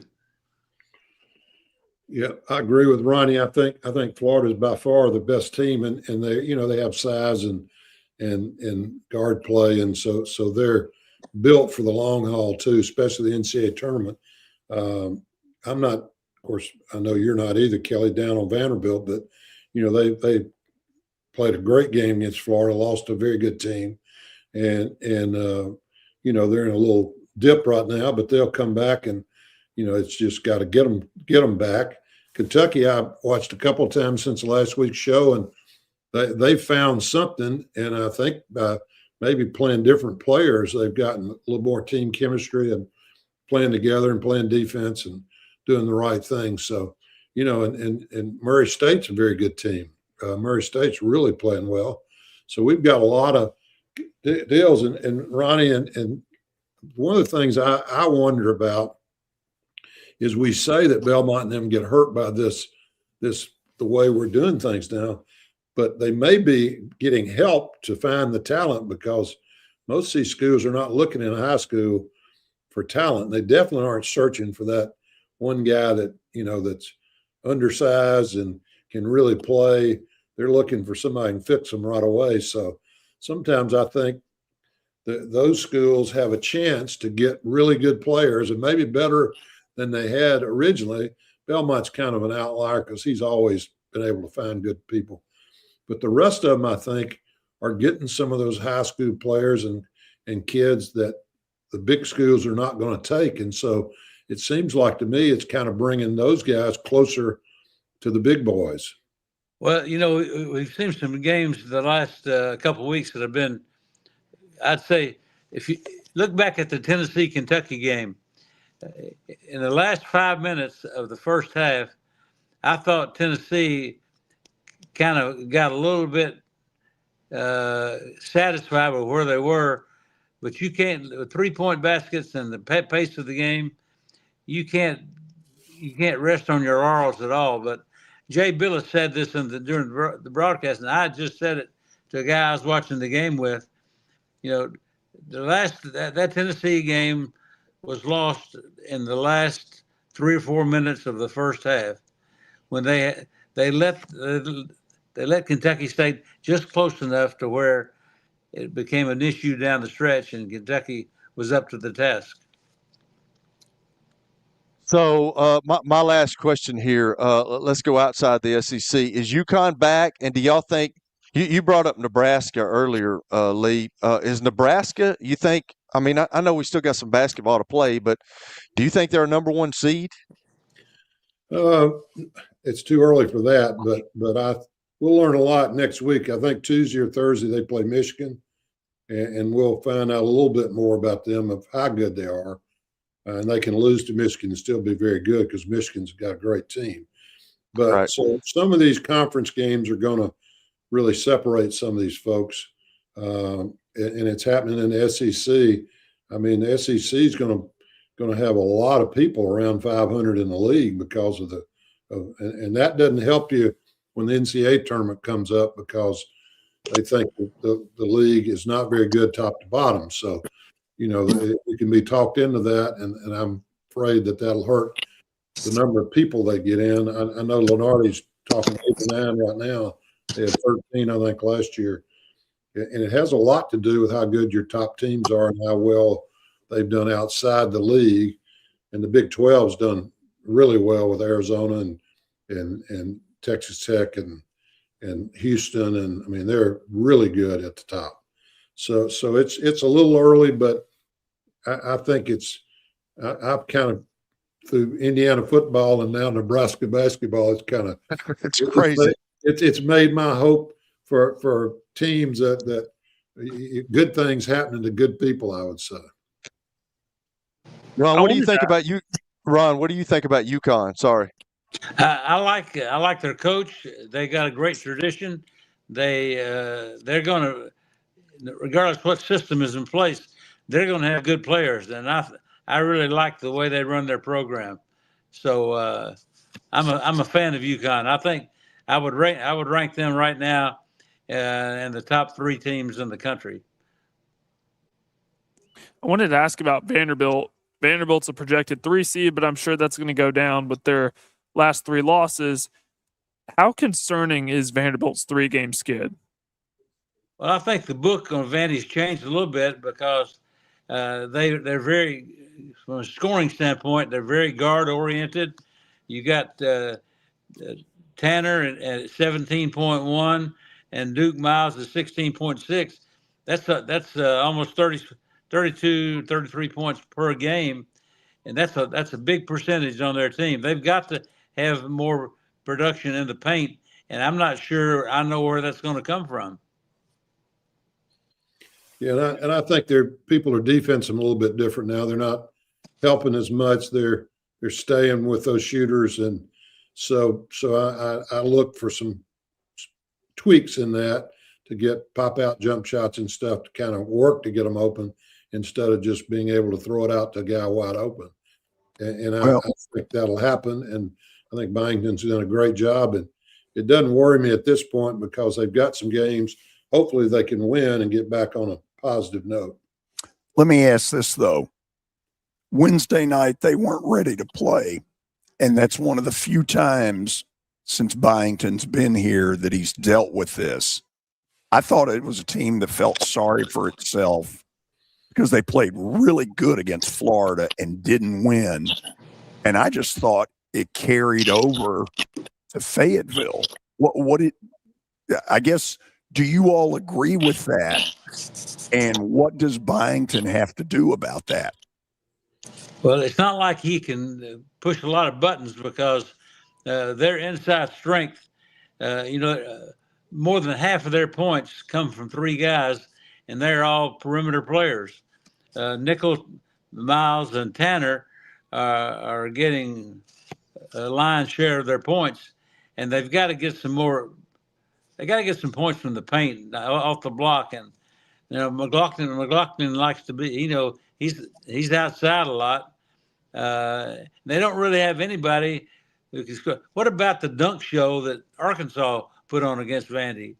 I mean, like you said, Lee, they weren't ready to play, but that thing went downhill fast.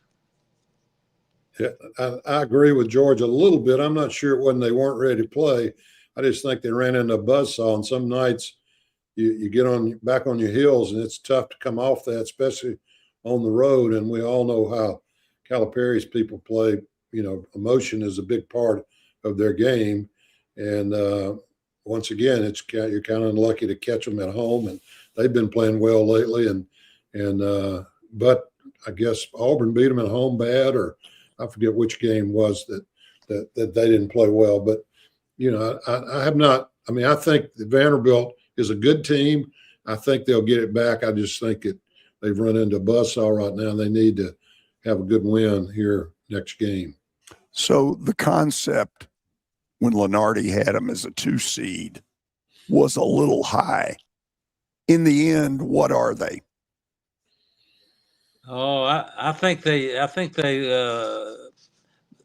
they got some really tough games to play. They've got a few that they should win, but I think Mark on his post-game show said, "I've got to make some changes, or I'm going to, I got to fix a couple of things," and I don't know how much leeway they've got in fixing some of those things because of the lack of inside strength. And Brazil looked like a high school senior playing against the middle school boys the other night at Arkansas. And boy, they just put on a major dunk fest because they were so long and took advantage of it. Yeah, George, right now after 3 losses, I'd probably be more negative. But, I think legitimately they're a top 25 team. So you got them in the 5 or 6 line at least. I just think they've got to kind of turn around and win a couple of home games and get a little confidence back, and they'll be fine. All right. Well, gentlemen, we really appreciate you coming on the show, talking about – I think we solved all the issues of college basketball. Pretty fair? Well, I have to believe that George's opinion of Barnes taking his team off the court is a little bit strong, but don't get him fired up. He was very fired up about that. He got emotional. Lost his voice a little bit there for a second. But it's been for about a week. I've been a part of a coach that took his team off the court. I wouldn't recommend that. Well, that didn't work out well for him. No, that didn't work out. All right, guys, we really appreciate it. We'll do it again same time next week. Thank you. See you, brother. All right. I want to get into this Jesse Minter stuff real quick. So we'll get to that on the other side. This is the George Plaster Show. When I got my first car, my dad told me, keep the gas tank full and my number on speed dial. Now parents are telling their kids, save 615-242-9000 just in case. I'm Blair Durham. If you or someone you love is in a wreck, call us. We're here to get you the money you deserve. As the trusted premier custom home builder in Middle Tennessee, Donnelly Timmons has over 20 years of experience in the industry. Whether you're looking to build your dream home or renovate your current home, their team will ensure that every client and every remodel is unique, luxurious, and completed on time within budget. Founders Dustin Timmons and Joey Donnelly have over 25 years of construction experience in the Nashville area. Together, they have completed projects in Forest Hills, Oak Hill, Green Hills, Franklin, and Brentwood. Dustin and Joey believe that communication is the most important aspect of all construction projects. Therefore, they personally manage each project themselves and are involved in job site activities on a daily basis. Their commitment to quality and integrity has earned them an outstanding reputation among their clients. Contact them to set an appointment for a free consultation or to view some of their completed projects. Give them a call at 615-456-7983 or log on to DonnellyTimmons.com. If you are paying too much for your health insurance, you know what? You need to contact the folks at Pancoast Benefits. Pancoast works with businesses and individuals to tackle the high cost of health insurance. Whether you're a business owner, large or small, self-employed, between jobs, or over the age of 65 and in need of a Medicare plan, Pancoast can help. They make understanding your benefits less difficult and more personal. So check them out today, pancoastbenefits.com, or call them at 615-292-3400. Sports and Social in Green Hills Mall is the new home for our Football Night in Nashville promotion. Their food is terrific. Their TV setup looks like a racing sports book in Vegas. And if you're a sports fan, you can't beat it. Starting September the 4th, we'll broadcast from Sports and Social every Thursday night. There's Pop-A-Shot, great football, and the chance to win a beautiful Mikey's Motors golf cart. See you at Sports and Social in Green Hills Mall. Green Hills Mall. It's the George Plaster Show. Your sports live here on 94.9 The Fan.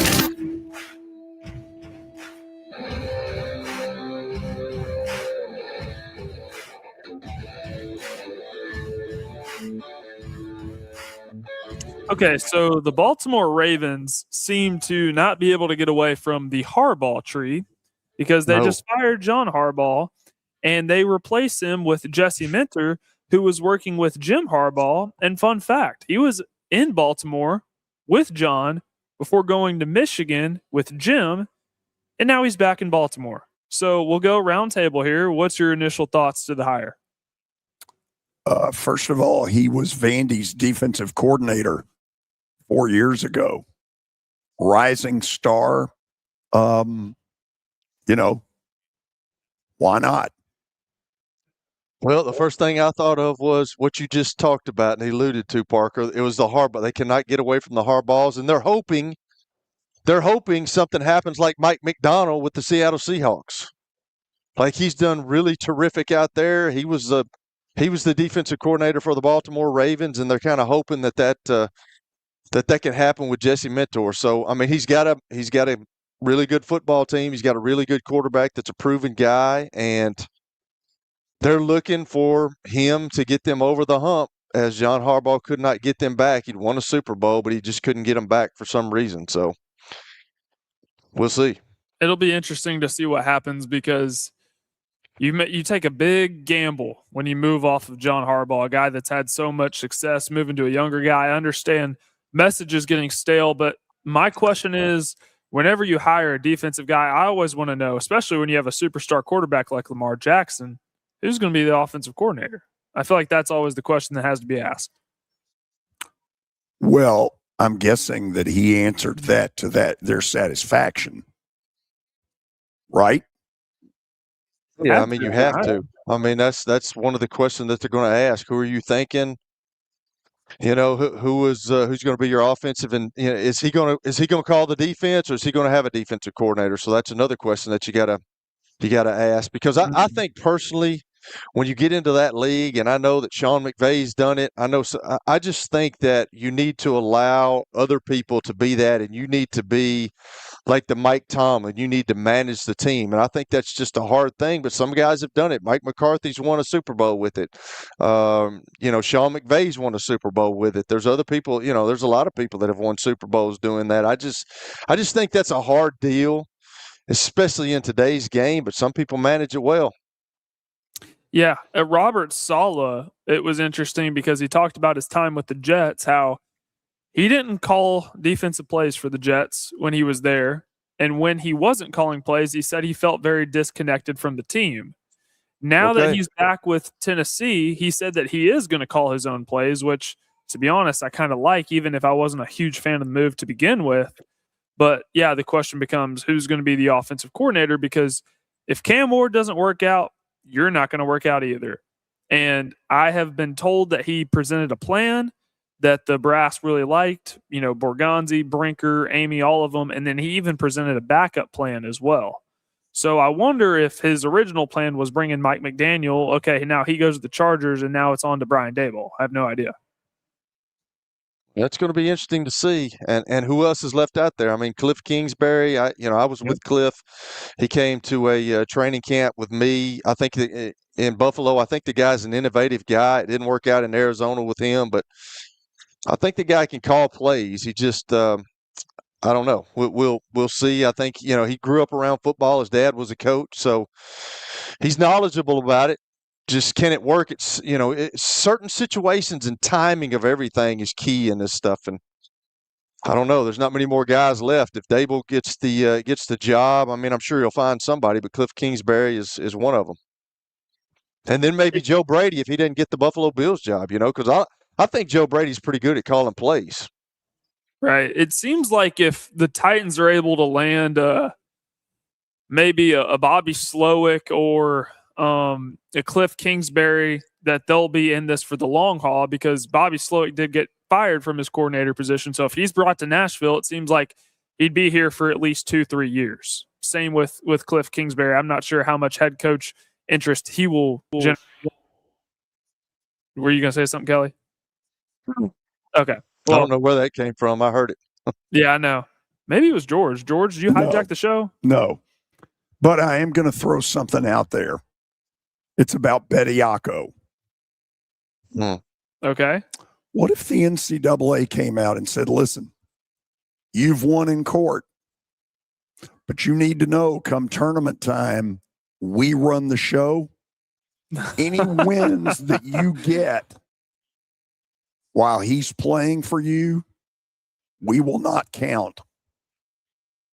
Do you really think that the NCAA would do that and is going to do that? No. They don't have a backbone. But I'm saying it would be a good move. They could rise up and say, listen, we're not putting up with this. We're going to use what is at our disposal. We run this tournament. We set up the committee, and the committee will be instructed that wins with Bediako will not be allowed. We will not consider them. Couldn't they technically do the same with the other teams like Baylor with James Najee? They should. Yeah. But look, I was glad Izzo came out. I want to hear from the squeaky clean coaches. I don't need to hear from the cheaters. The cheaters have no credibility. That's why I asked them that question. What does it take to be a coach nowadays? Because you've got to get in that. I don't know if I could do it, George, with the way I was raised and the way I was brought up. I just don't know if I could get in that game, and because it just feels slimy right now. You had to have enough skins on the wall before this started that nobody could question you, like Izzo. Yeah. That's I true. don't know, man. We got to get to Plaster's bet of the day. It's a biggie. recapping what happened yesterday. George, we got to fix this. You were on a heater. You were 14-4, and now you're at 14-7.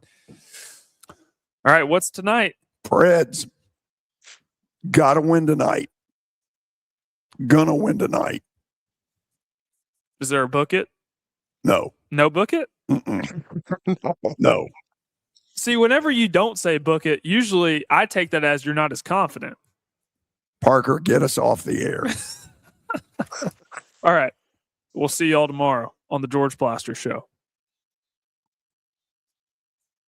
Hey guys, it's Mike from Newton Nissan. Tired of complicated car visits? We've made it easier than ever to book the service you need or schedule time with our sales team. Whether it's time for routine maintenance, a recall check, or you want to test drive that new Nissan you saw online, your next visit starts with a simple click. Our website is always up to date and easy to navigate. Don't put off that service or that upgrade. Take control of your schedule and your vehicle needs today. Schedule your service appointment today at newtonnissan.com. The National Wild Turkey Federation is returning to Nashville February 12th to the 14th for its 50th Convention and Sports Show at the Gaylord Opryland Resort. Come join in the celebration of conservation and the outdoor lifestyle by exploring countless exhibit hall vendors, ride and drives, seminars, turkey calling and call-making competitions, and so much more. Also, experience nightly events with live country music and fundraising. Join in the fun that benefits wildlife conservation and the preservation of our hunting heritage. Visit nwtf.org for more information. Evan, Canty, and Michelle are unsportsmanlike. The Buffalo